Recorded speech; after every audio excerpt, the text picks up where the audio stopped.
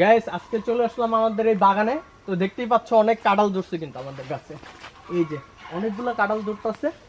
তো একটা কাঁঠাল দেখতেছি এটা হচ্ছে নষ্ট হয়ে যাচ্ছে মনে হয়, কারণ এটা হচ্ছে ঘরের পাশেই আছে। আম্মু আছে, আম্মু এই কাঁঠালটা দেখতেছো নষ্ট হয়ে যাবে মনে হয়, দেখতে পাচ্ছ? এই কাঁঠালটা পাইরা নিয়ে যাই, দেখি কি রেসিপি করা যায়। বিসমিল্লাহ।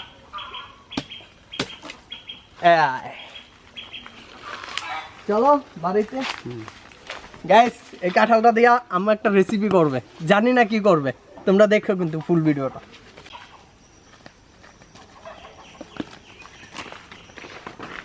আজকে আমার ছেলের মজাদার পাকোড়া বানাবো, আপনারা দেখবেন।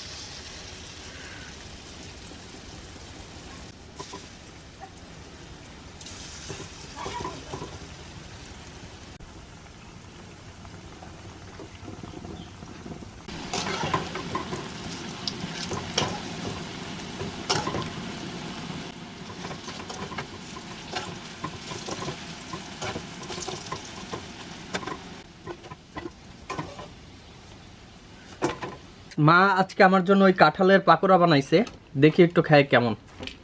অনেকগুলাই দেখতে পাচ্ছ, তো দেখি একটা খায় কেমন।